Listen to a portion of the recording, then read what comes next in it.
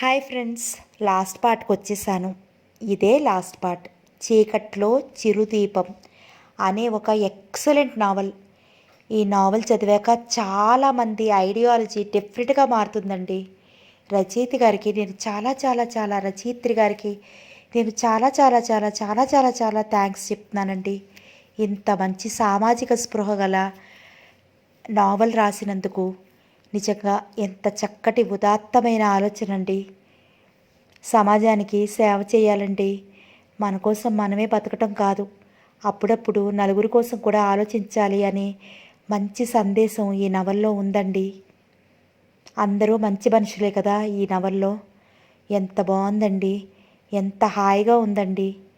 మంచితనం ఏంటో అంటే ఏంటో చూపించేశారు మాధవ్ గారు, మన స్రవంతి, మన రోహిత్ ముగ్గురు కలిసి. నాకెంతో నచ్చిన నవలలో ఇదొకటి అయిపోయిందండి. కథలోకి వెళ్ళిపోదామా?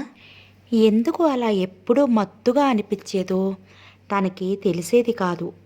తర్వాత ఒకసారి రంగయ్య తాత ఆయాని పట్టుకుని తల్లి దగ్గరికి ఈడ్చుకుని వెళ్ళి, ఈ దౌర్భాగ్యురాలు ఏం చేస్తుందో చూడండమ్మా అనటం తనకి ఇప్పటికీ గుర్తుంది. తర్వాత కూడా ఆవిడ గారు తన పట్ల శ్రద్ధ తీసుకోలేదు. ఆ ఆయాని ఉద్యోగంలో నుంచి పీకేసి మరో ఆయాని వేసింది.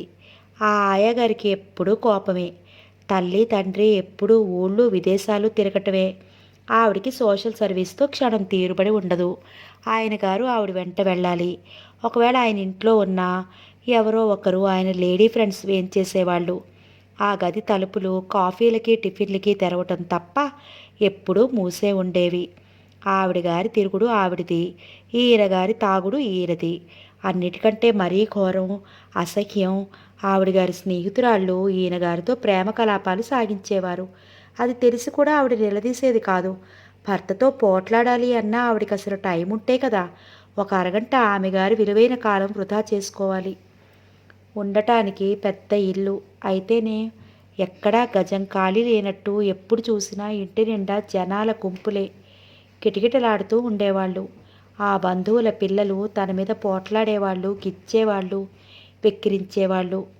తను వాళ్ళతో పోట్లాడితే వాళ్ళ పెద్దవాళ్ళు ఆవిడ గారికి ఫిర్యాదు చేసేవాళ్ళు. ఆవిడ వెంటనే దగ్గరికి పిలిచి చెవి మెలిపెట్టేసేది. బుద్ధిగా మసలటం నేర్చుకో అనేది. తల్లి తండ్రి తర్వాత వాళ్ళు ఊరు వెళ్ళేటప్పుడు తన వల్ల బంధువులకి ఎక్కడ అసౌకర్యం కలుగుతుందోనని తీసుకెళ్ళి నాయనమ్మ దగ్గర వదిలేసి వెళ్ళేవాళ్ళు. అది మరీ నరకం. తన పని పెనం మేంచి పొయ్యిలో పడినట్లు ఉండేది. ఆవిడొక రాక్షసి. క్షణం నోరు ఊరుకునేది కాదు. కారు తన్ని దించి ఇలా బుర్రుమంటూ వెళ్ళిందో లేదో ఆవిడ నడుము మీద చెయ్యించుకుని పురాణం విప్పేది. ఆహా, తయారయ్యావు.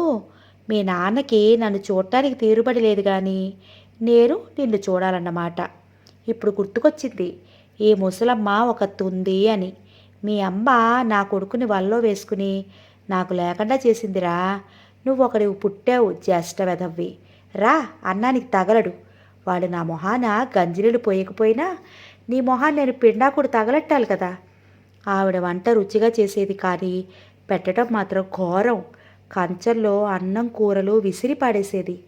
చావు మెక్కు అనేది. తనకు అన్నం తినాలనిపించేది కాదు. ఒక్కోసారి అన్నం తింటుంటే దగ్గర కూర్చుని చాలా ప్రేమ నటిస్తూ, ఎరా నాన్న రోహి, మీ అమ్మ నాన్న బాగా కలిసి ప్రేమగా ఉంటారా అని అడిగేది. ఆవిడలా ప్రేమగా నాన్న తండ్రి అంటుంటే తనకి ప్రాణం లేచొచ్చేది. ఆవిడ అడిగినవన్నీ చెప్పేవాడు. ఏంటి, ఒక్కసారి కూడా పోట్లాడుకోలేదా ఆరా తీసింది. అని చెప్పాడు తను. ఇంటి పెత్తనం అంతా మీ అమ్మదే. ఎప్పుడైనా మీ నాన్నని సంప్రదిస్తుందా? ఏమో నాకు తెలియదు. మొన్న మీ అమ్మ పుట్టినరోజు అయిందంట కదా. మీ నాన్న ఏమిచ్చాడ్రా? మంచి నెక్లెస్ బామ్మ, ఎంత బాగుందో. అమ్మ పెట్టుకుంటే చాలా బాగుంది అని ఫ్రెండ్స్ అంతా అన్నారు. ఆవిడ నెత్తి మీద మాడు చిల్లు పడేటట్లు ఒక్కటి ఫెడీమని కొట్టింది. మెతుకులు అలా కింద పడేస్తావేంద్రా గాడిద. మీ అబ్బ సొమ్ము ఇక్కడ ఉందనుకున్నావా? ఏదో ఈ పిచ్చింట్లో 2 గదులు అద్దెకిచ్చి ఒంటరి పక్షిలా బతుకుతున్నాను. నాకెవరున్నారు? ఎవ్వరూ లేరు. నేను చచ్చినా ఎవరికీ అవసరం లేదు. అందరూ హాయిగా సుఖంగా ఉన్నారు. నా మొహానే ఆ దేవుడు ఇలాంటి కర్మ రాశాడు. కడుపు మార్చుకుని మీ నాన్నని కాలేజీ చదివించానురా, చెష్ట వెధవ. ప్రేమట ప్రేమ. ప్రేమ పెళ్ళంటూ నాకు చెప్పకుండా మీ అమ్మని చేసుకున్నాడు. నా కొడుకుని రాజాలా పెంచుకున్నాను. అక్కడ పోయి మీ అమ్మ ఏం మందు పెట్టిందో ఏంటో నానా ఊడిగం చేస్తున్నాడు. కుక్కలా వెంట తిప్పుకుంటోంది. తెలివంటే దానిదే. అమ్మో అమ్మో, మాకు ఈ జానతనాలు తెలియవమ్మా. మా మొగుళ్ళు మమ్మల్ని కొట్టి చంపేవాళ్ళు. ఇంటి చాకిరి తప్ప నాకేం తెలియదు. ఓ ఊరా పాడా, ఓ దేవుడి కొడు కూడా తెలియదు నాకు. ఆవిడ శోకాలు పెట్టేస్తుంటే తను బిత్తరపోయి చూసేవాడు. నెక్లెస్ చేయించాడంట. నెక్లెస్ చేయించడు. మురిపాల పెళ్ళామయ్యే అన్నీ ఇస్తాడు. రేపు నా ఎముకలు కూడా హారం చేయించి ఇస్తాడు. చవట వెధవ. వాడిని నోరు లేని వాడిని చేసి నాకు కాకుండా చేసింది. ఒరేయ్, మీ అమ్మ నా ఉసురు తగిలి చస్తుందిరా. ఎప్పుడు తిప్పుకుంటూ కార్లలో విమానాల్లో తిరుగుతుందిరా. టాప్ మని ఏదో పేలి చస్తుంది. ఎవరైనా సరే తల్లిని తిడితే అస్సలు సహించేవాడు కాదు తను. వెంటనే అక్కడున్న పచ్చడి బండ తీసుకుని మా అమ్మని తిడతావా నువ్వు అంటూ ఆవిడ బుర్ర మీద బాదాడు. తర్వాత పెద్ద గోల అయిపోయింది. ఆవిడికి తల మీద బాగానే దెబ్బ తగిలింది. తండ్రి వచ్చి తన్ని చితక బాదాడు. పెద్ద చిన్న లేకుండా కొడతావా అంటూ తిట్టాడు. ఇంటికి తీసుకొచ్చి గదిలో పెట్టి తాళం వేసి 2 రోజుల పాటు భోజనం పెట్టకుండా పనిష్మెంట్ ఇచ్చారు. అమ్మ ఫ్రెండ్స్ వచ్చి అమ్మకి సానుభూతి తెలియజేస్తూ ఈ రోజుల్లో పిల్లలు ఇలాగే టిప్పకాయలా తయారవుతున్నారు అంటూ పిల్లల మీద గంటల సేపు చెప్తున్నారు. అమ్మా, నిన్న ఆవిడ చస్తుంది అని తిట్టిందమ్మా, అందుకే కొట్టాను అని తల్లికి చెప్పే అవకాశమే తనకి రాలేదు. మర్నాడు ఆవిడ ఆయన బొంబాయి వెళ్ళిపోయారు. పైనుంచి కిటికీలో నుంచి ఏడుస్తూ చూశాడు తను. అమ్మ మళ్ళా ఎప్పుడో కానీ కనిపించదు. ఆ బాధ, ఒంటరితనం వద్దు. ఆ జ్ఞాపకం కూడా తను భరించలేడు. రంగయ్య తాత ఒక్కడికే తనంటే ఇష్టం ఉండేది. కానీ తనని దగ్గరికి వెళ్ళనిచ్చేది కాదు. ఒకరోజు రంగయ్య తాత రాలేదు. తర్వాత అసలు ఇక కంటికి కనిపించలేదు. రంగయ్య తాతకి ఎందుకు రాలేదా అని ఆయని అడిగితే, ఇంకెక్కడ రంగయ్య తాత, హార్ట్అటాక్తో చచ్చిపోయాడు అని చెప్పింది. తన మాలితో స్నేహం చేసేవాడు. పూల మొక్కలకి అతను నీళ్లు పోస్తుంటే తను పోసేవాడు. తన చేత మాలి తెల్లపూల గరుడవర్ధనం చెట్టు నాటిచ్చాడు కదా. తను సంతోషంతో పరిగెడుతుంటే కాలు జారిపడి ఒంటి నిండా బురద అయ్యింది. అప్పుడే మమ్మీ కారులో ఫ్రెండ్స్తో వచ్చింది. నాన్నతో తర్వాత వీడు అతిగా వాళ్ళతో తిరిగి చెడిపోతున్నాడు అని ఫిర్యాదు చేయటం తను విన్నాడు. తను సోఫాలో నిద్రపోయాననుకుని వాళ్ళు మాట్లాడుతున్నారు. తను నిద్రపోలేదు. అన్నీ వినిపిస్తున్నాయి. వీడికి చెడ్డ అలవాటు అయిందండి. మన ఇంట్లో విషయాలన్నీ అందరికీ చెప్తున్నాడు. మొన్న నెక్లెస్ విషయం అమ్మకి చెప్పాడు చూడు, వేధవ బుద్ధులు. నేను 4 బాధానుగా అంది. ఇక్కడుంటే ఇంకా చెడిపోతాడు. మనకు ఆ టైం ఉండదు. అలగా వాళ్ళ దగ్గర చేరతాడు. ఏదైనా హాస్టల్లో పడేస్తే నయం. నేను అదే అనుకుంటున్నాను. వెంటనే పబ్లిక్ స్కూల్ హాస్టల్లో చేర్పించేశారు. తల్లి ఇంకా దూరం అయిపోయింది. తను సెలవుల్లో ఏదో ఒక రోజున ఇంటికి రావటం. ఆ రోజు తల్లి ఇంట్లో ఉండదు. ఒకవేళ ఉన్న ఆవిడ గారు బిజీ. ఫార్మల్గా పలకరింపులు.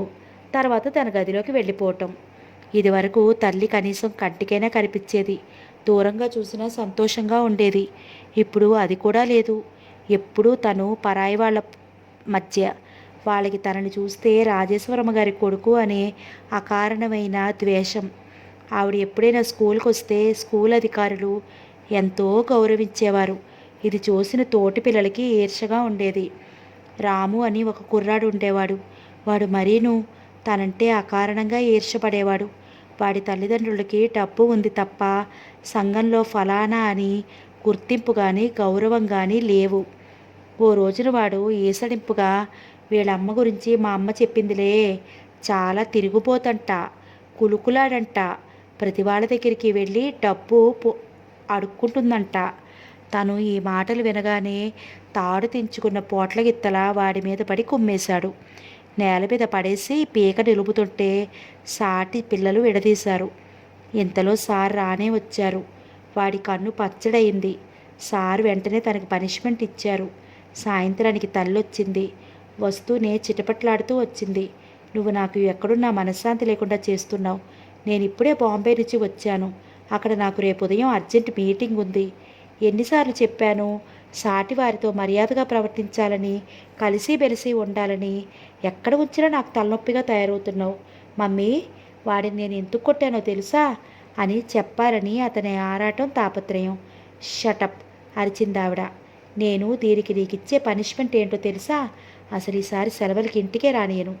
ఆవిడ పక్కకి తిరిగి గౌరీశంకర్తో, గౌరీశంకర్, మెడ్రాస్లో ఒక హాస్టల్ ఉందని చెప్పారుగా మీరు? అవును మేడం. కొంతమంది టీచర్స్ ప్రత్యేకంగా ఇలాంటి ఆకతాయి పిల్లల్ని దారిలోకి తీసుకురావటానికి, క్రమశిక్షణ నేర్పడానికి నడుపుతున్నారు.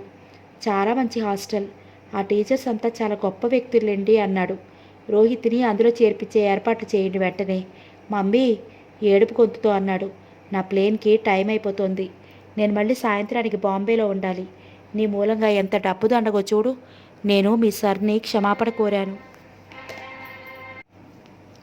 ఆవిడ గబగబా అనేసి వెళ్ళిపోయింది.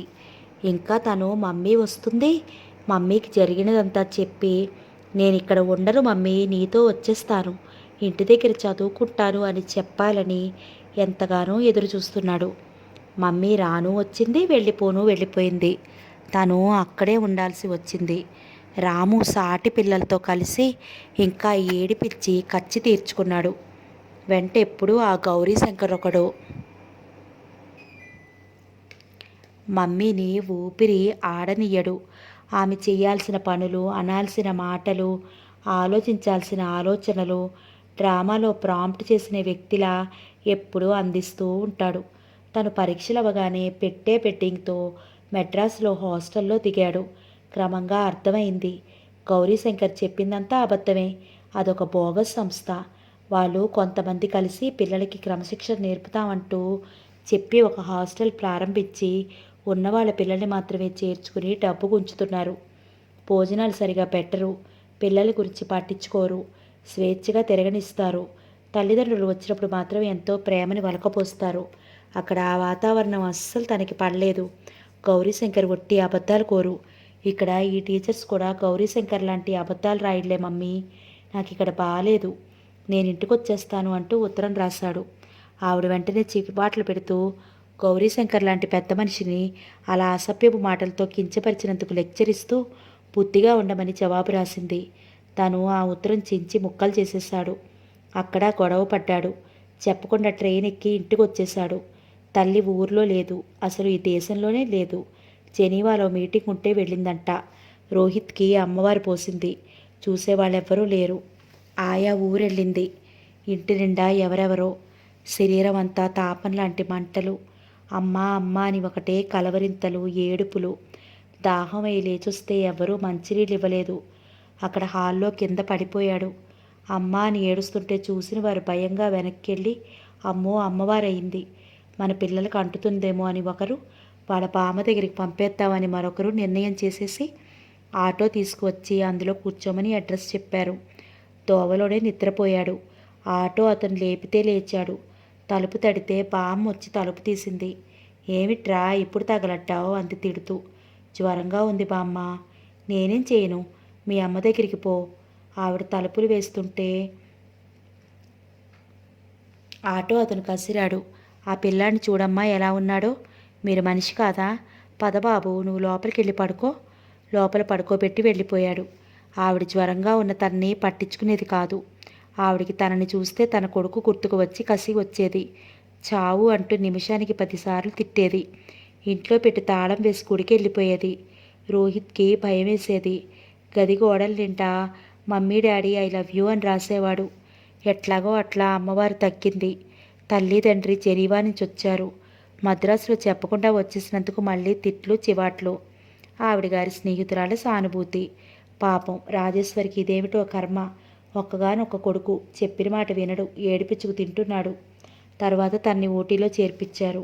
ఆ తర్వాత బెంగుళూరు, మళ్ళా హైదరాబాదులో ఇంజనీరింగ్ కాలేజీ. అప్పుడే తనకి వినోద్ పరిచయం అయ్యాడు. కారులంటే తనకి చిన్నప్పటి నుంచి పిచ్చే. వినోద్కి ఉంది. ఇద్దరూ ర్యాలీలో పాల్గొన్నారు. తను ఆంధ్రప్రదేశ్ మోటార్ స్పోర్ట్స్ క్లబ్ మెంబరే కాదు, జాయింట్ సెక్రటరీ కూడా అయ్యాడు. స్పోర్ట్స్ క్లబ్ జీవిత సభ్యుడిగా అయ్యాడు. అప్పుడే రజనీతో కూడా ఫ్రెండ్షిప్ కలిగింది. జీవితం బాగానే ఉన్నట్లుగా ఉంది. రజనీ ఒక రోజున మీ అమ్మ గురించి అంటూ అసభ్యంగా మాట్లాడింది. రజనీని అతను కొట్టలేదు, ఆడపిల్ల కాబట్టి తమాయించుకున్నాడు. కానీ ఆ క్షణం నుంచి ఆమెతో స్నేహం తెంచేసుకున్నాడు. రజనీ తల్లిదండ్రులు తల్లికి ఫోన్లు చేశారు. మీ అబ్బాయి మా అమ్మాయితో తిరిగి పెళ్లి చేసుకుంటారని ఆశ పెట్టి మోసం చేశాడు అంటూ.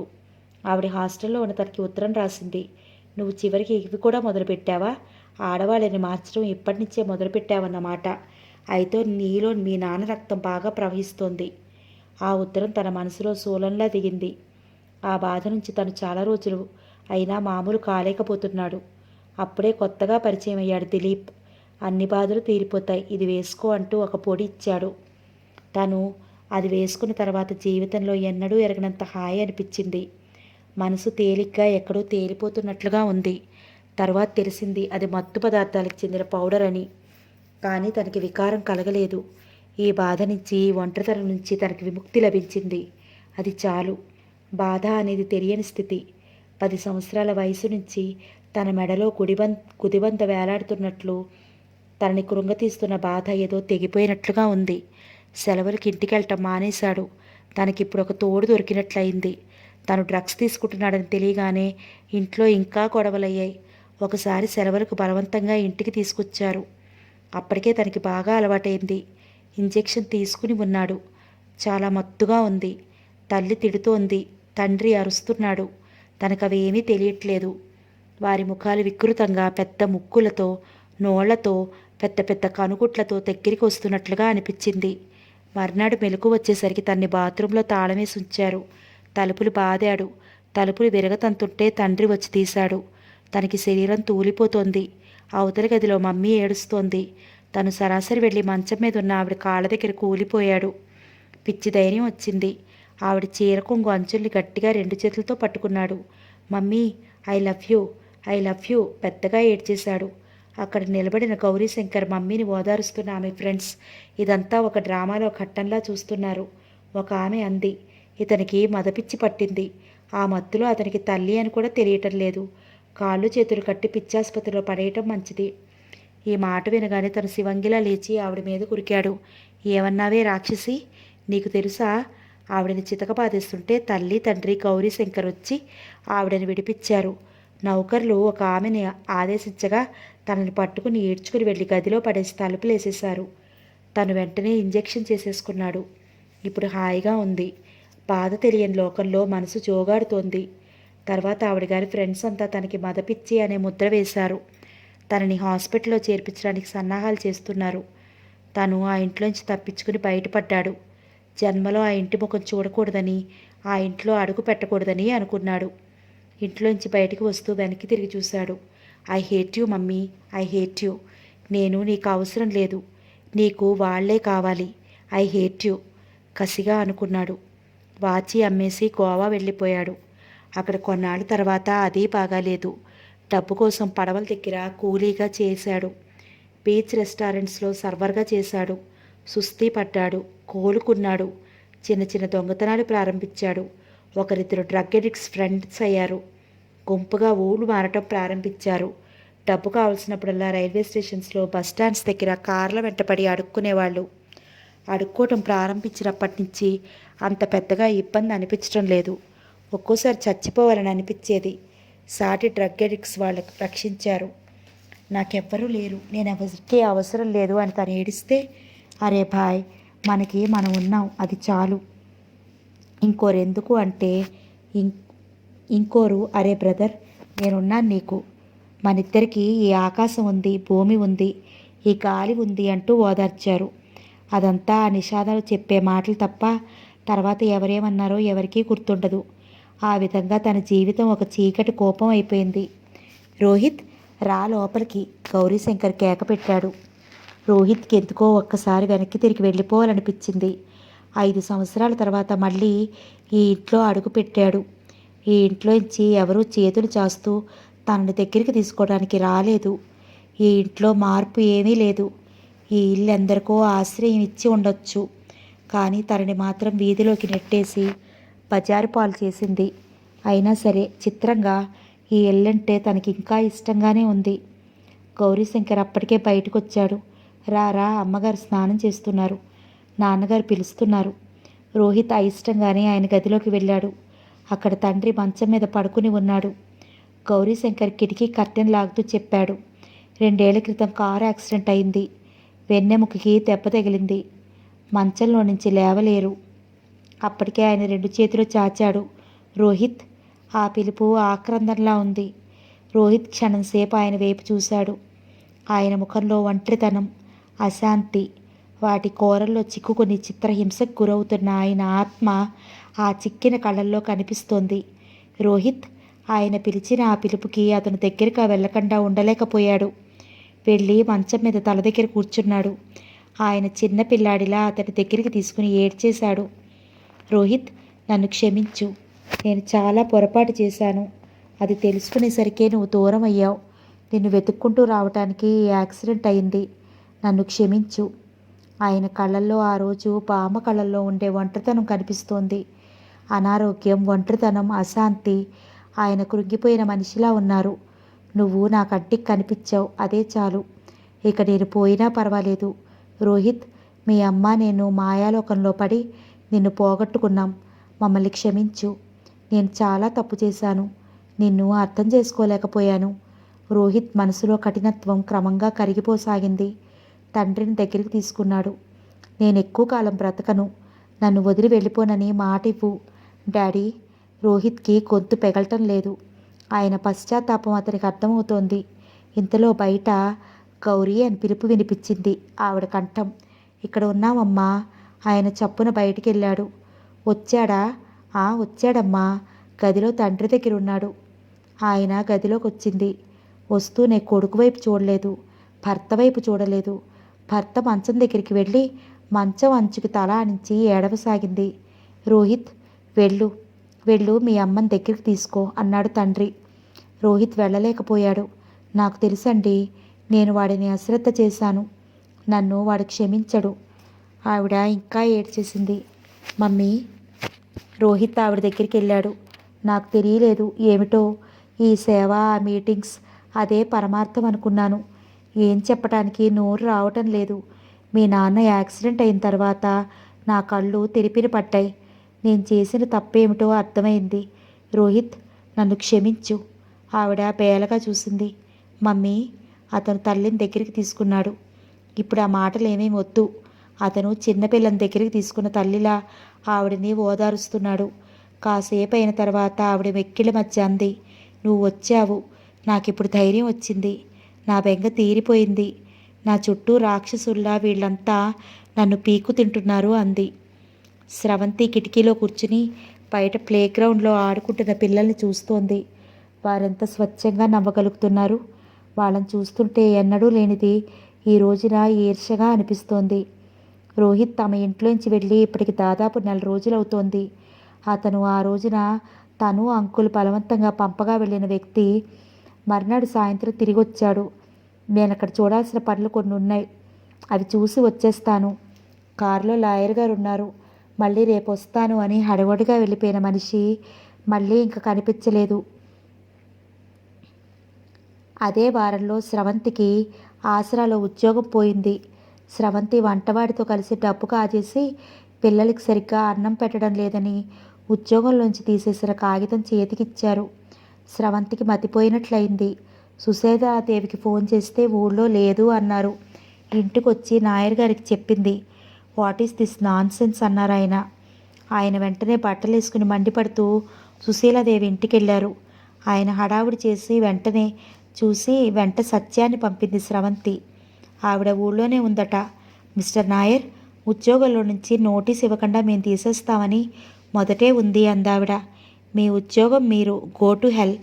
ఈ వంటవాడితో కలిసి డబ్బు కాజేసి పిల్లలకి సరిగ్గా అన్నం పెట్టకపోవడం ఏంటి? అది రుజువు చేయకపోయారంటే అందరినీ కాలు కాలు కీలు కీలు విరిచేస్తాను. మిస్టర్ నాయర్, అనవసరంగా మాటలు మీరారంటే ముందు మీకు ఆ స్థితి వస్తుంది. వంటవాడు కాజేసినట్లు రుజువైంది. ఇదిగో సాక్ష్యాలు. ఆవిడ కొన్ని రసీదులు పడేసింది. అది మా స్రవంతేగా పట్టించి మీకు రిపోర్ట్ ఇచ్చింది. అది తెలివితో చేసిన పని. అందులో స్రవంతికి కూడా భాగం ఉంది అని వంటవాడు చెప్పాడు. అది మీరు నమ్మారా మేడం? ఆయన నిలదీస్తూ అడిగాడు. నా సంగతి అనవసరం. ఈ కేసు తేలే వరకు అందరినీ సస్పెండ్ చేశాం. ఇక మాట్లాడకండి, వెళ్ళండి. మేడం, మీరేనా ఈ మాటలు మాట్లాడేది? స్రవంతిని మీరు 4 రోజుల క్రితమే ఎంత మెచ్చుకున్నారు. అనవసర ప్రసంగం చేశానే అని ఇప్పుడు బాధపడుతున్నాను. ఆయన బల్లగుద్ది చెప్పారు. కాదు మేడం, ఒక రోజుకి మీరే అనవసరంగా స్రవంతిని ఇరికించానే అని పశ్చాత్తాపడతారు. I will hate it. ఆయన ఆవేశంగా వస్తుంటే సుశాలేదేవి తమ్ముడు అసలు రహస్యం చెప్పేశాడు. రమ్య వాళ్ళ అమ్మ ఫోన్ చేసి చెప్పిందంట. ఆవిడికి రాజేశ్వరి గారు ఈ పని జరగాలని కబురు చెప్పారట. రాజేశ్వరి దేవి గారా? ఆవిడెవరు? ఆయన ప్రశ్నించారు. మన రోహిత్ వాళ్ళ అమ్మగారు, సత్యం చెప్పాడు. ఆవిడ? ఆయన ఆశ్చర్యపోయాడు. ఇంటికి వచ్చారు. నాయర్ గారు ఇదంతా చెప్పలేదు కానీ సత్యం గారు చెప్పకుండా ఉండలేకపోయారు. జరిగింది ఏదో జరిగింది, మీరు బాధపడకండి అంకుల్ అంది స్రవంతి. పడనమ్మా, బాధపడను, అస్సలు పడను. ఈ లోకం సంగతి నాకు తెలుసుగా. మనిషి మానవత్వం చూపిస్తూ చెంపపెట్టు కొట్టే రోజులివి. దగా, మోసం, స్వార్థం ఇవి ఉన్నవాళ్లే ఎందుకు బాధపడుతున్నారో, బాగుపడుతున్నారో ఇవి ఉన్నవాళ్లే ఎందుకు బాగుపడుతున్నారో ఇప్పుడు అర్థమైంది. రోహిత్కి నేను మానవత్వం చూపించి వాళ్ళ అమ్మ దగ్గరికి పంపించాను. ఇది ఆవిడ మనకిచ్చిన బహుమతి. దొంగ అని ముద్ర వేయించి మరీ ఉద్యోగంలో నుంచి తీయించేసింది. అంకుల్, ఆవేశపడకండి, మీకు బీపీ వచ్చేస్తోంది అంది స్రవంతి. రోహిత్ వస్తాడని ఎదురు చూస్తున్నారు కానీ అతను రాలేదు. 2 రోజుల తర్వాత అతని తండ్రి పోయాడని తెలిసింది. నాయర్ గారు కోపం తగ్గించుకొని చూడటానికి వెళ్ళారు. సాయంత్రానికి తిరిగి వచ్చారు. రోహిత్ కలిశాడా అడిగింది స్రవంతి. ఎంతోమంది జనమో, ఇసుక ఇస్తే రావటం లేదు. అతను లోపలెక్కడో తల్లి దగ్గర ఉన్నాడు. తండ్రి పోయి కూడా 20 రోజులు పైగా అయింది. రోహిత్ రాలేదు. కనీసం కబురైనా చెయ్యలేదు. జగదీష్ చంద్ర స్రవంతికి ఆసరాలో మళ్ళీ ఉద్యోగం ఇప్పిస్తానని ఇంటికొచ్చి చెప్పాడు. స్రవంతి వద్దు అంది. నాయర్ గారు కూడా స్రవంతిని ఆసరాలో మళ్ళీ అడుగు పెట్టదీనని అన్నారు. అతను నిరాశగా వెళ్ళిపోయాడు. వెళ్లే ముందు అతను ఇంకోటి కూడా చెప్పాడు. రోహిత్ తల్లి రాజేశ్వరీదేవి, రమ్య తల్లి చాలా మంచి స్నేహితురాళ్ళు. పిల్లలిద్దరికీ పెళ్లి చేసి స్నేహం బంధుత్వంలా కలుపుకోవాలని అనుకుంటున్నారని విన్నానని చెప్పి వెళ్ళాడు. ఈ మాట వినగానే స్రవంతి స్తబ్దురాలైంది. అది ఎలా జరుగుతుందో నేను చూస్తాను అన్నారు నాయర్ గారు. ఆయన మళ్ళీ రోహిత్ని కలవటానికి వెళ్ళారు. తిరిగి వచ్చిన ఆయన్ని చూస్తే స్రవంతికి భయమేసింది. ఏమైంది అంకుల్ అని అడిగింది. ఏమీ లేదు. రోహిత్ కనిపించాడా? లేదు, బొంబాయి వెళ్ళాడట. ముక్తసరిగా అన్న ఆయన బట్టలు మార్చుకుని పడక కుర్చీలో కూర్చున్నారు. గుండె మీద చెయ్యి వేసి రాసుకుంటూ, స్రవంతి, నువ్వింక రోహిత్ గురించి మర్చిపోవడం మంచిది అన్నారు. స్రవంతి మాట్లాడలేదు, మౌనంగా ఉండిపోయింది. వంటింట్లోకి వెళ్ళి టీ కలిపి తెచ్చిచ్చింది. ఆయన తీసుకుంటూ, చూడమ్మా, నేను ఏ మాట ఊరికే అనను అని నీకు తెలుసు కదా. తెలుసు అంకుల్. ఈరోజు రోహిత్ లేడు. వాళ్ళ అమ్మ వచ్చి నాతో మాట్లాడింది. రోహిత్కి నాకు పరిచయం ఏమిటి అని అడిగింది. జరిగిందంతా చెప్పాను. తర్వాత నన్ను ఒక మాట అంది. ఆయన మళ్ళీ గుండెల మీద చేత్తో రాచుకున్నాడు. ఏమంది? హీనస్వరంతో అడిగింది స్రవంతి. ఆవిడికి ఆవిడ కొడుక్కి వచ్చిన మనస్పర్ధలు నేను క్యాష్ చేసుకోవాలని చూడకూడదట. అప్పుడు ఏదో మనస్పర్ధలు వచ్చి విడిపోయారు. ఇప్పుడు అవి పోయి కలిశారు. మీకు పెళ్లి కాలేదు కాబట్టి పిల్లల మీద మమకారం ఏమిటో మీకు చెప్పినా తెలియదు. నా కొడుకును నా నుంచి దూరం చేయకండి అంది. నాకు కోపం వచ్చింది. కబుర్లు చెప్పకండి మేడం, ఇది మీరు ఉపన్యాసం ఇచ్చే సభ కాదు. కన్నంత మాత్రాన పిల్లలెవరు, వాళ్ళని ప్రేమతో పెంచుకోవాలి కానీ అన్నాను. మా ఇద్దరి మధ్య మాటామాట పెరిగింది. ఆవిడ నన్ను డబ్బు కోసం ఎరవేశావంది. ఖబర్దార్ అన్నాను. నౌకర్లు వచ్చి అవతలికి తోశారు. ఈరోజు నా కొడుకు అంటున్నారే మీరు, ఆ వ్యక్తి మీకు మా స్రవంతి పెట్టిన భిక్ష అన్నాను. అలా ఎందుకు అన్నారు అంకుల్? గాబరాగా అంది. మరి ఇంకెలా అనాలమ్మా? ఇంకా చాలా అనాలని అనిపించింది కానీ కంట్రోల్ చేసుకున్నాను. ఎంతైనా ఆవిడ రోహిత్ తల్లి. స్రవంతి కూర్చుని ఆయన కుర్చీ మీద తలదించుకుంది. ఆయన స్రవంతి తల మీద చెయ్యి వేశారు. స్రవంతి, దోవ పొడుగున ఇంటికొస్తుంటే ఇదే ఆలోచించాను. ఆవిడతో మాట్లాడిన తర్వాత మనం ఇంక రోహిత్ని మర్చిపోవటం మంచిది అనిపించింది. ముఖ్యంగా నువ్వు. ఎందుకంటేనమ్మా, అతనిక ఇక్కడ మనతో ఉండటం అసంభవం. ఒకవేళ ఉన్నా ఆవిడ బ్రతకనియ్యదు. అలాంటి మనిషే ఆవిడ. ఒకవేళ నిన్ను రోహిత్ ఆ ఇంటికి తీసుకెళ్ళినా నువ్వు ఒక్క క్షణం కూడా అక్కడ ఉండలేవు. ఆ ఇంట్లో ఆవిడ పెత్తనం అలాంటిది. ఆవిడికి భర్త పోయాడు. చేతిలో నా అనే మనిషి కావాలి. అదృష్టవశాత్తు రోహిత్ సరిగ్గా సమయానికి తిరిగి వచ్చాడు.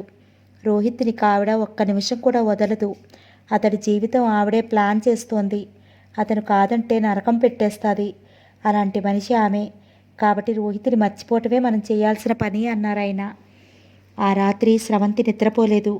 ఇన్ని రోజుల నుంచి ఏ కాస్త శబ్దమైనా రోహిత్ వచ్చాడనే పరిగెత్తి చూస్తోంది. కానీ అతను రాలేదు. ఉత్తరం కూడా రాయలేదు. అతను తప్పక వస్తాడనే గుండె ధైర్యం రోజురోజుకి చెరిగిపోసాగింది. క్షణక్షణం అతని జ్ఞాపకాలే వెంటాడుతున్నాయి. గదిలోకి వస్తే నిలువుటద్దం అతని జ్ఞాపకాలు గుర్తు చేస్తోంది. ముందు గదిలోకి వెళితే ఆ పడక్కుర్చీ, అల్మైరాలో షీల్డ్, ఆ కారు ర్యాలీ, ఆ రాత్రి బవళ్ళు ఆనందంగా కలిసి పనిచేయటం. అసలు అదంతా నిజమేనా, లేక తను కన్న ఒక కళ? కళ అయితే ఆ షీల్డ్ ఎక్కడిది? ఆ అద్దం ఎవరిచ్చారు? తనలో సగభాగం కోసేసినట్టే అనిపిస్తోంది. ఆ నవ్వులు, ఆ సంతోషం ఏమయ్యాయి? రోహిత్ తన వెంట తీసుకెళ్ళిపోయాడు. ఒకసారి కనిపించి ఇది సంగతి అంటే అది ఏవైనా సరే తను ఆనందంతో ఒప్పుకునేది కాదా? స్రవంతి అక్కడికి పట్టలేక వీధి చివరి షాప్కి వెళ్ళి అతనికి ఫోన్ చేసింది. లేడు, బొంబాయి వెళ్ళాడు, ఒకటే జవాబు. అంకుల్ చెప్పిన మాట నిజమే. అతన్ని మర్చిపోవటం తప్ప వేరే దారి లేదు అని తెలుసు. కళ్ళ వెంట నీళ్లు ధారగా వచ్చేస్తున్నాయి.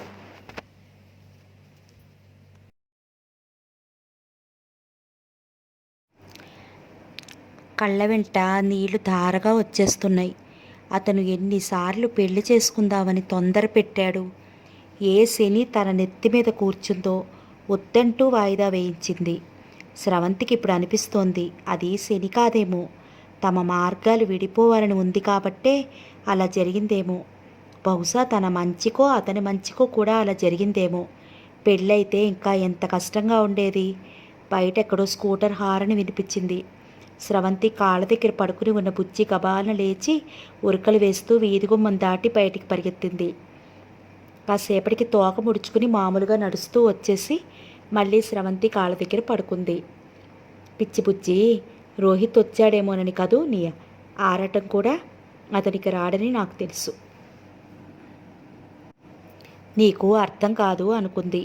అంకుల్ తనకంటే ఇలా డీలా పడిపోయాడు, ఇంకా డీలా పడిపోయాడు. ఎప్పుడు చూసినా ఆ పడకుర్చీలో నిశ్శబ్దంగా ఆలోచిస్తూ కూర్చుని ఉంటారు. ఆయనలో ఎప్పుడూ ఉండే ఆ సరదా అయిన ప్రవర్తన, ఆ జోకులు, అదంతా ఎక్కడికి పోయిందో.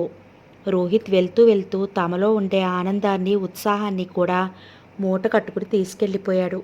అతన్ని మర్చిపోవటం మంచిది. అంకుల్ మాటలు గుర్తుకొచ్చాయి. అది అంత సులభమా? నిన్న మొన్నటి వరకు ఒకే ప్రాణంలో కలిసిమెలిసి ఉండి, కలిసి భోజనం చేసి, కలిసి తిరిగి ఒక్కసారి ఆ మనిషి మాయమయ్యాడని మర్చిపోమంటే ఎలా సాధ్యమవుతుంది? ఆ కారు ర్యాలీ, ఆ షెడ్లో ఆ రాత్రింబవళ్ళు పనిచేయటం, ఆ ఆనందం పంచుకోవటం, అదంతా అబద్ధం అనుకునే కంటే ఆ గోడకి తల వేసి పగలు కొట్టుకుని అసలు ఈ జ్ఞాపకాలే లేకుండా చేసుకోవటం మంచిది. అంకుల్ అన్న మాటలు అక్షర లక్షల సత్యాలు. ప్రేమ లేని జీవితం ప్రాణం లేని శరీరం లాంటిది. ప్రస్తుతం తన శరీరం అలాగే ఉంది. ఓ చెంపన అంకుల్ని చూస్తుంటే గుండెలు చెరువవుతున్నాయి. ఆయన తన భవిష్యత్తును గురించి అనుకున్న ఆలోచనలన్నీ కళ్ళ ముందే నీటి మీద రాతల్లా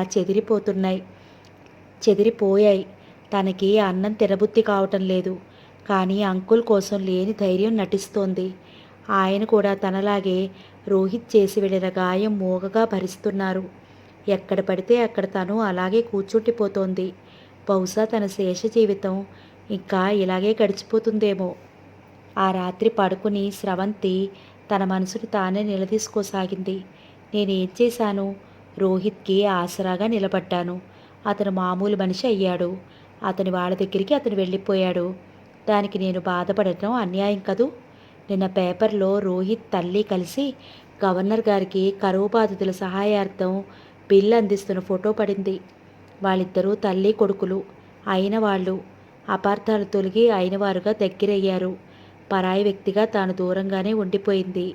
ఇది చాలా సహజం. ఆసరాలో వ్యక్తులు కూడా అంతే. ఒక్కొక్కసారి వాళ్ళ వాళ్ళ వ్యక్తులు వచ్చి తీసుకెళ్ళిపోతూ ఉంటారు. శ్రీదేవి ఇప్పుడు బాగానే అయిందట. జగదీష్ చంద్ర వచ్చి బేబీని ఇంటికి తీసుకెళ్ళిపోయాడు. బేబీకి రోహిత్కి తేడా ఏంటి? ఏమీ లేదు. ఉన్న తన గుండెల్లో గల స్వార్థం. బేబీ పట్ల తనకేం స్వార్థం లేదు కాబట్టి బాధ కలగలేదు. పైనుంచి చాలా ఆనందించింది. రోహిత్ తనకే ఉండాలనే స్వార్థం ఉంది కాబట్టి అది జరగలేదని బాధగా ఉంది. అంతే తేడా. రోహిత్ని అనారోగ్యంలో నుంచి చేయూత ఇచ్చేటప్పుడు నువ్వు నాకే ఉండాలి అని తనేం షరతులు పెట్టలేదు కదా. అతను వాగ్దానాలు కూడా చేయలేదు. తను అతనికి ఒక స్నేహితురాలిగా ఉండిపోవాలి కానీ అతని మనోమందిరం ముందు భిక్షుకురాలిగా నిలబడకూడదు. ఇప్పుడు తను అలాగే చేస్తోంది. స్రవంతి తనని తాను నిలవరించుకునే ధైర్యం బలవంతంగా పళ్ళ బిగువును తెచ్చుకోసాగింది. శరీరానికి గాయమైతే కొన్నాళ్ళకి మానుతుంది, మనసుకి గాయమైతే ఎప్పటికీ మానదేమో. నాయర్ గారు ఊళ్ళో లేరు. ఆయనకి తెలిసిన ఒక ఆయన స్టేట్స్కి కొడుకుల దగ్గరికి వెళ్ళిపోతున్నాడు. ఆయనకున్న మెడికల్ షాప్ రన్ చేసుకోగలవా అని ఉత్తరం రాశాడు. నాయర్ గారికి కూడా ఈ ఊళ్ళో ఉండాలని లేదు. అదేదైనా కుదిరితే మనం మెడ్రాస్ వెళ్ళిపోదామమ్మా అని అడిగారు. మీ ఇష్టం అంకుల్ అంది స్రవంతి నిరాసక్తిగా. స్రవంతిని ఒంటరిగా ఉంచి ఊరు వెళ్ళటం ఆయనకి ఇష్టం లేదు. స్రవంతిని కూడా తనతో రమ్మనమని అడిగారు. కానీ స్రవంతి ఇష్టపడలేదు. 2-3 రోజులే కదా, మీరు వెళ్ళి రండి అంకుల్ అంది. ఆయన వెళ్ళలేక వెళ్ళారు. నా గురించి భయపడకండి అంకుల్, నేనేం చిన్నపిల్లని కాదు, జీవితం గురించి నాకు తెలుసు అంది. స్రవంతి ఇప్పుడు వీడియో లైబ్రరీలో నాయర్ గారు పనిచేసే చోటనే చేస్తోంది. ఆయన స్రవంతికి అక్కడ ఉద్యోగం వేయించారు. ఈ పరిస్థితుల్లో స్రవంతి తన కంటికి ఎదురుగా ఉండటమే నయం అనుకున్నారు. ఆ రోజు మంగళవారం. వీడియో లైబ్రరీకి ఆ రోజు సెలవు. అంకుల్ ఎలాగూ ఊళ్ళో లేరు. స్రవంతికి వంట చేయబుద్ధి కాలేదు. బేకరీకి వెళ్ళి బ్రెడ్ కొనుక్కుంటోంది. ఇంతలో బేకరీ ముందు కారు ఆగింది. దానిలో నుంచి జగదీష్ చంద్ర దిగొచ్చాడు. వెంట బేబీ కూడా ఉంది. బేబీ స్రవంతిని చూడగానే కాళ్ళ చుట్టూ చేతులు పెనవేసి అక్క అంటూ కౌగిలించుకుంది. జగదీష్ చంద్ర చిరునవ్వుతో చెప్పాడు, రోజు మీ దగ్గరికి వెళ్దామని ఒకటే గొడవ, మరపించలేక నా తల ప్రాణం తోక్కొస్తోంది. మీ ఇంటికి వెళ్ళాం, తాళం వేసుంది. వెళ్తూ బేబీ చాక్లెట్స్ కావాలంటే ఇక్కడ ఆగాను. లక్కీగా మీరు కనిపించారు, ఐఆమ్ హ్యాపీ అన్నాడు. ఎన్ని రోజుల తర్వాత చూసినా నిన్న చూసినట్లే చనువుగా ఉంటుంది. స్రవంతికి బేబీకి ఇష్టమైన చాక్లెట్స్ తెలుసు. పదండి ఇంటికి, నేను దింపుతాను అన్నాడతను. వద్దు, నేను ఇప్పుడే ఇంటికి వెళ్ళటం లేదు, బయట పని మీద వెళ్తున్నాను అంది. అతను కాస్త ఆగి అన్నాడు, మీకు ఇది తెలుసా, రోహిత్ రమ్యలకి వివాహమట. సుశీలాదేవి నిన్న చెప్పారు. నాకు తెలియదు, మొహం దించుకుంటూ అంది. తన కళ్ళలో భావం అతనికి కనిపించటం ఇష్టం లేదు. మీకు ఇంకా రోహిత్ మీద ఆశ పోయినట్లేదు. అతను రాజేశ్వరిదేవితో వచ్చే వారం నెదర్లాండ్స్ వెళ్తున్నానని విన్నాను. నేను వెళ్తాను, పనుంది, బయటికి నడుస్తూ అంది.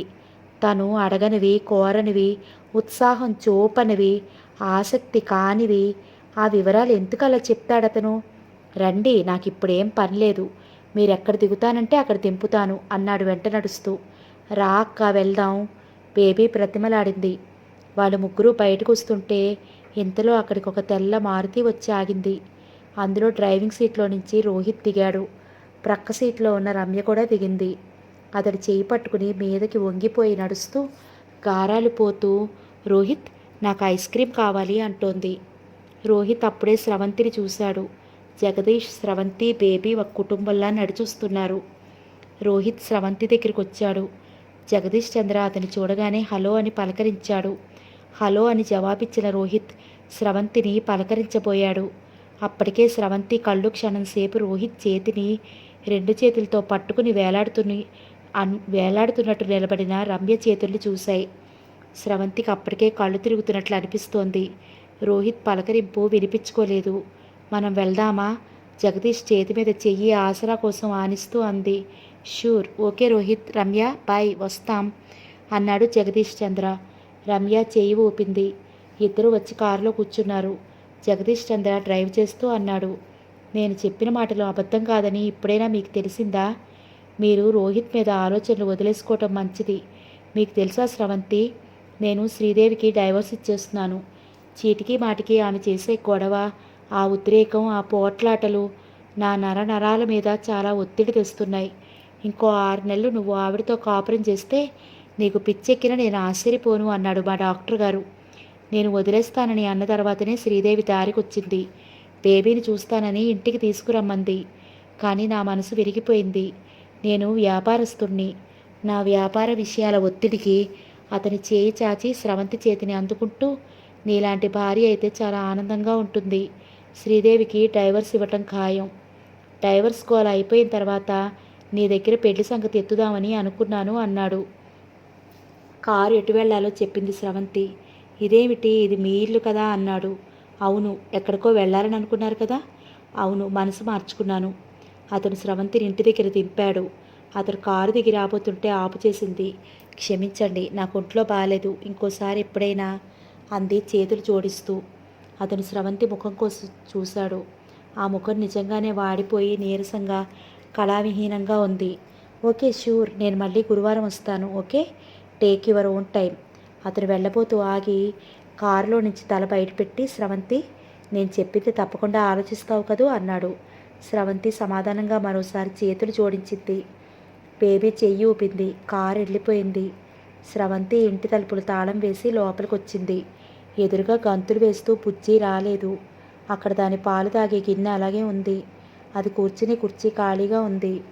స్రవంతికి నిశ్శబ్దంగా బావురుమంటూ ఉన్న ఇంటిని చూస్తే ఒక్కసారిగా దుఃఖం ముంచుకొచ్చేసింది. ఇంతలో అడుగులు చప్పుడైంది. స్రవంతి చప్పున కొంగుతో కళ్ళనీళ్లు తుడిచేసుకుంది. అడుగులు దగ్గరగా వస్తున్నాయి. ఇదేంటి, జగదీష్ చంద్ర వెళ్ళిపోలేదా? వెళ్ళినట్టే వెళ్ళి లోపలికి వచ్చాడేమిటి? తిరిగి చూసింది. ఎదురుగా రోహిత్ నిలబడి ఉన్నాడు. అతన్ని చూడగానే స్రవంతి ముఖం మరింత కళావిహీనమైంది.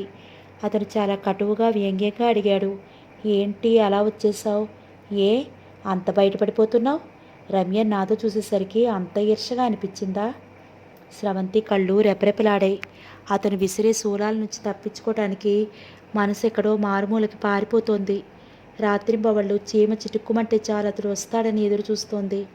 అతను వచ్చాడు. అదిగో, తన పట్ల అతను అభిమానంగా ప్రేమగా మాట్లాడిన మాటలవి. అతను కావాలని మరింత వ్యంగ్యంగా అన్నాడు, మొత్తానికి నువ్వు కూడా నేను ఒక ఆడదాన్ని అని రుజువు చేశావు. ఇలాంటి స్వభావం కలవాలంటే నాకు అసహ్యం, నాకు పరమ అసహ్యం. విన్నావా? అసలు మీ ఆడవాళ్ళ నైజం ఎంతకింత నీచంగా ఉంటుంది.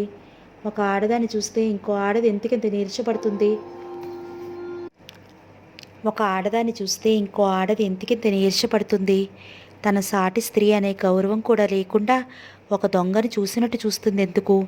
నువ్వు రమ్యని చూసావు చూడు, అది రమ్యకు కాదు, నాకు అవమానం.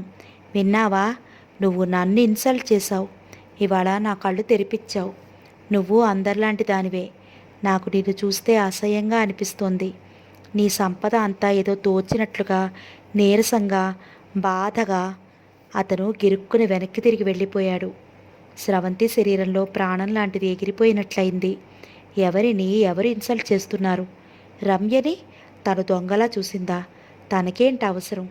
స్రవంతి కళ్ళు శూన్యంలోకి చూస్తున్నాయి. మనసులో అవమానపు అగ్నిజ్వాలలు నాలుకలు చాచి అంతెత్తున లేస్తున్నాయి. ఏమనుకున్నాడు తనని? ఎవరితో మాట్లాడుతున్నాడో మర్చిపోయినట్లున్నాడు. ఇంకొక క్షణం ఇక్కడ నిలబడి ఉంటే అతనికి తెలిసేది. ఇంటికి వచ్చి అవమానం చేసే హక్కు, అధికారం అతనికి తన మీద ఏమున్నాయట? స్రవంతి స్థాణువులా నిలబడిపోయింది. ఎంతసేపు అయిందో తెలీదు. వెనక అడుగుల శబ్దమైంది. గాజు కళ్ళలా శూన్యంలోకి భావరహితంగా చూస్తున్న స్రవంతి యాంత్రికంగా ఇటు తిరిగింది. రోహిత్ లోపలికొచ్చాడు. అతను రెండు చేతులు చాస్తూ దగ్గరికి వస్తూ అంటున్నాడు, స్రవంతి, ఐఆమ్ సారీ. సత్యంగారు చెప్పారు, బుజ్జి కారు కింద పడి చచ్చిపోయిందని నాకు తెలియదు.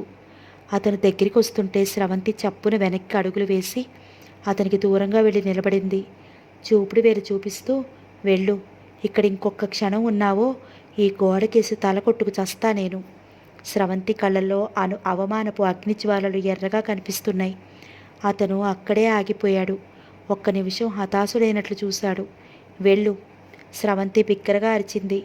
అతను వెనక్కి తిరిగి గుమ్మం వైపు వెళ్ళిపోయాడు. గుమ్మం దాటి వెళ్ళిపోలేదు. అక్కడ తలుపులు మూసి గడియ వేసి ఇటు తిరిగాడు. స్రవంతి, ప్లీజ్, నేను చెప్పేది నువ్వు వినాలి.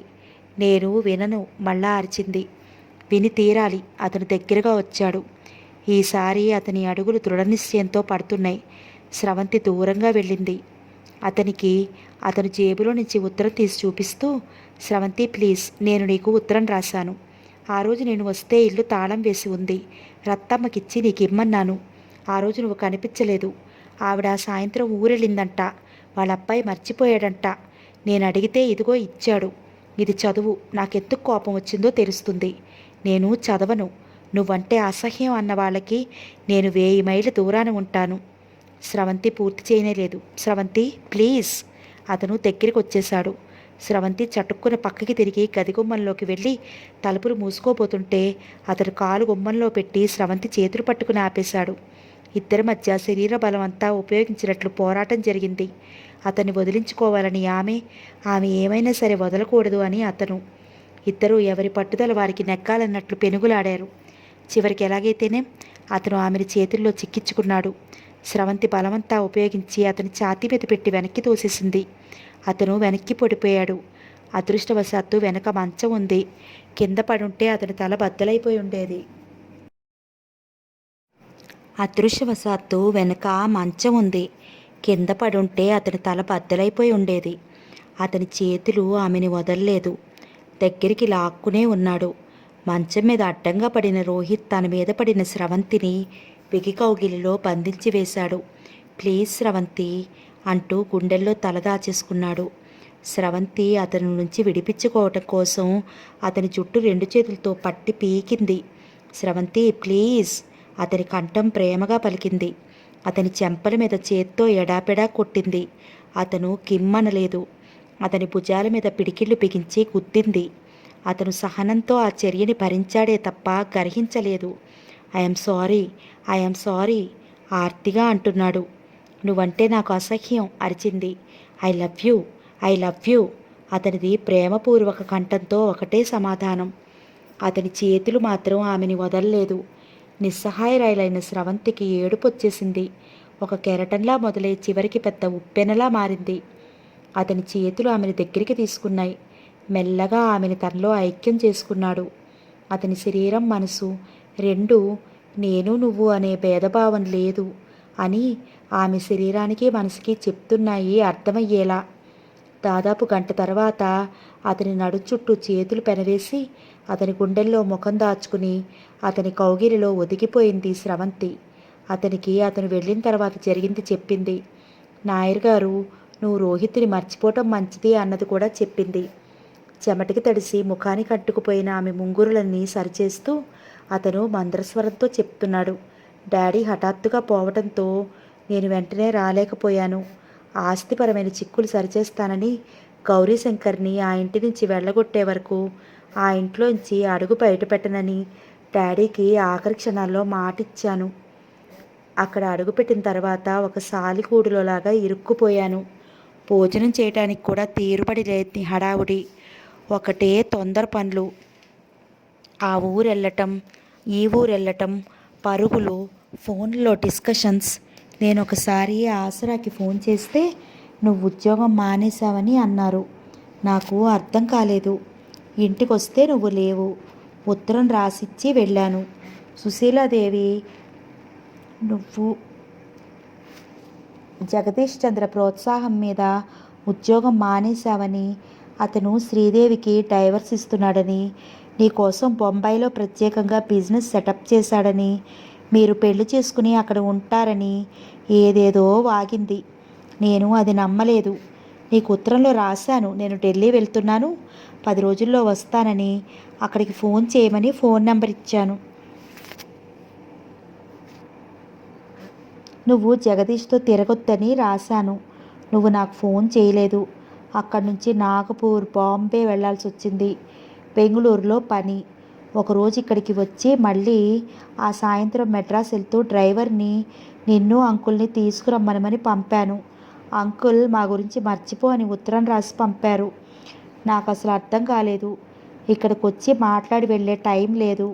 ఆ రోజు ప్రయాణం క్యాన్సిల్ అయితే మెడ్రాస్లో ఆ వ్యక్తులు మళ్ళీ దొరకరు అనే తొందర, తాపత్రయం అంతా. వీలైనంత త్వరగా ఆ పనులు చేసేసి బయటపడాలని. అక్కడ చికాకులు, డబ్బు గొడవలు, లాయర్లు. ఓ గాడ్, చెప్పాను కదా అదొక సాలెగూడు. అప్పారావు మా నాయనమ్మ నాకు రాసిచ్చిన పాత ఇల్లు అమ్మకానికి వచ్చిందని మాధవ్ నాయర్ అనే ఆయన కొనటానికి గౌరీశంకర్కి డబ్బు ఇచ్చారని చెప్పాడు. ఇది వినగానే నాకెంతో సంతోషం వేసింది. ఆ ఇల్లు నేను ఆయనకి ₹1 అమ్ముతాను అని అంటే అప్పారావు తెల్లబోయాడు. నేను వచ్చి నిన్ను తీసుకెళ్ళి నేను జ్వరంతో గోడల మీద మమ్మీ డాడీ అని రాసినవి చూపించాలని అనుకున్నాను. కానీ నువ్వు చెప్పింది విన్న తర్వాత నా మతి పోతోంది. మమ్మీ అంకుల్తో మాట్లాడిన సంగతి నాకు అసలు తెలియదు. నిన్ను ఉద్యోగంలో నుంచి కూడా వాళ్ళు తీసేసిన సంగతి నాకు తెలియదు అన్నాడు. అంకుల్, నేను మతిపోయిన వాళ్ళలా ఉన్నాం. ఈ ఊరు నుంచి వెళ్ళిపోదామని అనుకున్నాం అంది. అతను వెంటనే స్రవంతిని గుండెల మీదకి లాక్కున్నాడు. రెండు చేతులతో ముఖం ఎత్తి కళ్ళల్లోకి చూస్తూ, థ్యాంక్ గాడ్, ఇంకేం ప్రమాదం జరగకుండానే మనం దగ్గరికి వచ్చేసాం. స్రవంతి, నీకు తెలుసా, అక్కడ నువ్వు క్షణం గుర్తొచ్చేదానివి. మా ఇంటికి నేను ఎప్పుడు వెళ్ళిపోతానా అన్నట్టుండేది. అతను మెడలో నల్లటి తాడు కట్టిన ఆంజనేయుని బిళ్ళ చూపిస్తూ, ఇదొక్కటే నీ జ్ఞాపకం నా దగ్గర. దీన్ని చేతితో తాకితే నువ్వు నా దగ్గర ఉన్నట్లే, నీ గుండెల్లో నేను ముఖం దాచుకున్నట్లే ఫీల్ అయ్యేవాడిని. ఇదే మాట ఇంకెవరైనా చెప్తే నేను బహుశా వాట్ నాన్సెన్స్ అని నవ్వేవాడినేమో అంటూ స్రవంతి ముఖం దగ్గరికి వంచి పెదవుల మీద గాఢంగా ముద్దు పెట్టుకున్నాడు. మరో గంట తర్వాత రోహిత్ టేబుల్ దగ్గర కూర్చున్నాడు. స్రవంతి అతని ఒడిలో కూర్చుని ఉంది. స్రవంతి చేతిలో టీ కప్ ఉంది. అది అతని నోటికి అందించి ఒక గుక్క అతను తాగుతుంటే మరో టీ తాను తాగుతోంది. అతను ఉత్తరం రాస్తున్నాడు. రోహిత్ ముఖం ఇప్పుడు ప్రశాంతంగా ఉంది. ఆ ఉత్తరం రాయటంలో ఎలాంటి తొందరపాటు కానీ ఆవేశం కానీ లేవు. నిజం నిలకడతో, గుండె ధైర్యంతో, ఆత్మవిశ్వాసంతో అవతలి వ్యక్తికి నిర్మోహమాటంగా వ్యక్తీకరిస్తున్నట్లుగా ఉంది. అతను రాస్తున్నాడు. స్రవంతి, నేను పెళ్లి చేసుకుంటున్నాం. నాకు పునర్జన్మ ఇచ్చిన స్రవంతిని నాకు దూరం చేయాలని నాకు తెలియకుండా ప్రయత్నించి నువ్వేనని, కాస్త కూడా నువ్వు ఏమీ మారలేదని, నా గురించి నువ్వు ఏమాత్రం ఆలోచించలేదని రుజువు చేసుకున్నావు. Thank you. నువ్వు మారి ఉంటావని, నీకొక అవకాశం ఇవ్వాలని ప్రయత్నిస్తున్న నా కళ్ళు నాకు తీరని నష్టం జరగకముందే తెరిపించి నన్ను రక్షించావు. నువ్వు నా చిన్నప్పుడు నా గురించి ఆలోచించలేదు. నీ పరువు ప్రతిష్ట వాటిలోనే మునిగి తేలావు. కొన్ని సంవత్సరాలు గడిచాయి. ఇప్పుడైనా నీకు మనుషులు అయిన వాళ్ళ విలువ తెలుస్తుందని ఆశించాను. అది పొరపాటే. నన్ను నువ్వు తల్లిగా దగ్గరగా ఉండాలని కోరుకున్నావు, నిజమే. కానీ ఎందుకు? నేను కొడుకుగా, నువ్వు నాకు తల్లిగా, మనం మనకి తెలియకుండా పారేసుకున్న ఆ అనుబంధాన్ని తిరిగి సరిచేసుకోవటానికి, దాన్ని చిగురింపచేసుకోవటానికి కాదు. నీ జీవితంలో గౌరీశంకర్ ఒక తలనొప్పిగా తయారయ్యాడు. అతన్ని తొలగించిన తర్వాత ఒక వ్యక్తి నీకు అండగా కావాలి. అది నేనే అయితే నీకు సుఖం. అందుకే నాకు తెలియకుండా, నా మనసు అర్థం చేసుకోకుండా రమ్యతో నా వివాహం జరిపించటానికి స్రవంతిని దూరం చెయ్యాలని చూశావు. నేను నీకు దగ్గరగా ఉండాలి అని అనుకుంటే మళ్ళీ నన్ను మనిషిగా చేసి నీ ముందుకు సలక్షణంగా పంపిన స్రవంతికి నువ్వు కృతజ్ఞత చూపించటమేనని మర్చిపోయావు. నువ్వు మారలేదు మమ్మీ. చిన్నప్పుడు నిన్ను చూసి నాకు చాలా దుఃఖం అనిపించేది, ఆవేశం వచ్చేది. ఇప్పుడు ఏమీ అనిపించడం లేదు.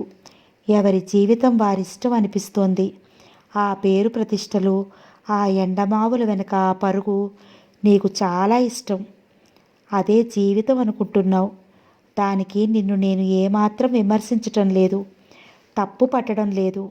కానీ ఆ సందడిలో నీ కొడుకు గురించి మర్చిపోయావు.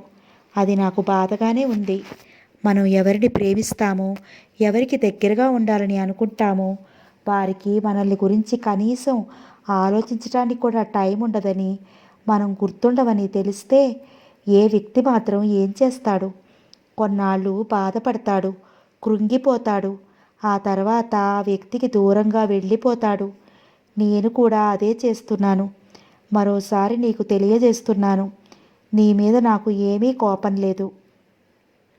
ఈ జీవన వేగం నాకు తెలుసు. ఇందులో కొంతమంది మనసులు పారేసుకుని మరలుగా మారిపోతున్నారు. వారిని తప్పుపట్టి ఏ ప్రయోజనమూ లేదు. ఈ కాలంలో మనిషికి ఎదురవుతున్న ఆసక్తులు, ఆరాటాలు అలాంటివి. నువ్వు ఎక్కడ ఉన్నా, ఏం చేసినా నాకు మమ్మీవే. నువ్వంటే నాకు చాలా ఇష్టం మమ్మీ. నీ మీద నాకు గల ఈ ఇష్టం బ్రతికించుకోవటానికి నేను నీకు దూరంగా వెళ్ళిపోతున్నాను. నీకెప్పుడు నా దగ్గరికి రావాలనిపించినా వెంటనే వచ్చేయి. ఈ ఇంటి తలుపులు ఎప్పుడూ తెరిచే ఉంటాయి. నాకు ఉత్తరం కానీ టెలిగ్రామ్ కానీ ఏదీ ఇవ్వనవసరం లేదు. కానీ ఒకటి మాత్రం గుర్తుంచుకునిరా, నువ్వు మా ఇంటికి నాకు అమ్మగా మాత్రమే వస్తున్నావు, రాజేశ్వరీదేవిగా కాదు. నేను స్రవంతి, మాకు పుట్టబోయే పిల్లలు నిన్ను ఎప్పుడూ ప్రేమిస్తాం, గౌరవిస్తాం. ఎంతకంటే నేను నీకు ఏం చెప్పగలను మమ్మీ. I love you. ఈ మాట సగర్వంగా చెప్తున్నాను. ఈ ప్రపంచంలో తల్లిది ఎంత ఉన్నతమైన స్థానమో అది అర్థం చేసుకోగలిగిన వారికే తెలుస్తుంది. తల్లి పిల్లల కోసం ఎంత అలమటిస్తుందో నేను చాలామంది తల్లుల్ని చూశాను. వారికి ఆ నిస్వార్థమైన శక్తి ఎలా వస్తుందా అని ఆశ్చర్యపోయేవాడిని. తర్వాత అర్థమైంది, ఆ శక్తి పిల్లల పట్ల గల ప్రేమతో వస్తుంది అని. నేను నిన్ను ద్వేషించి అసహించుకోకుండా నిన్ను అర్థం చేసుకుని దూరంగా ఉంటున్నాను. నాకు తెలుసు నీకు చాలా ఆశాభంగం కలిగించానని. నన్ను అర్థం చేసుకుంటావో కోపగించుకుని ఆవేశపడతావో అది నీ ఇష్టం. ఈ ప్రపంచంలో మగవాడిని పిచ్చివాడిని చేసినా మంచివాడిని చేసినా అది స్త్రీకే సాధ్యమవుతుంది అనుకుంటున్నాను. నేను మత్తుమందు వ్యసనంలో జీవోత్సవంగా తిరుగుతున్నప్పుడు స్రవంతి నాకు ఒక ఆసరా ఇచ్చింది. తరువాత ఒక గూడు కల్పించింది. తరువాత 100 ఏళ్ళు బ్రతికితే బావుండు అనిపించే ఒక జీవితం ప్రసాదించింది. అలాంటి స్రవంతికి అసలు నేను ఏమిస్తే రుణం తీరుతుంది? నా భవిష్యత్తు, నా జీవితము ఆమెకి అర్పించాను. ఆమెని వదులుకుంటానని నువ్వు అనుకోవటమే ఆ నీ ఆలోచనే మనిద్దరినీ దూరం చేసింది. Thank you mummy. పరోక్షంగా నువ్వు నాకు చాలా మేలు చేశావు. స్రవంతిని నేను ఇంకా ఎంతో జాగ్రత్తగా నా జీవితంలో పదిలంగా దాచుకోవాలని హెచ్చరిక చేశావు. కష్టమైన, సుఖమైన, బాధైన, ఆనందమైన ఆమెతో జీవితం నాకు ఆనందం. ఎందుకంటే నా మనసు ఆమెకి తెలుసు కాబట్టి. ఆమె నీడలో నేను ఎప్పుడూ ఒంటరితనం అనే భయంకరమైన రాక్షసిని ఎదుర్కోను కాబట్టి. తల్లిదండ్రులు పిల్లలకి, భార్యాభర్తలు ఒకరొకరికి స్నేహితులు పరస్పరం ఇవ్వాల్సింది ఈ తోడుగా ఉన్నారు అనే బలీయమైన భావన మాత్రమే అనుకుంటున్నాను. ఉంటాను. నీ రోహిత్. సమాప్తం. మీరందరూ నా స్నేహితులండి. నాకు తోడుగా ఉంటారు కదూ. నేను కూడా మీ అందరితో ఉంటాను. మీ అందరి కోసం నేను ఆ దేవదేవుడిని ప్రార్థిస్తాను. Stay safe. బై బై అండి. మళ్ళీ ఇంకో మంచి నవలతో కలుసుకుందాం. మీ దివ్య సైనింగ్ ఆఫ్.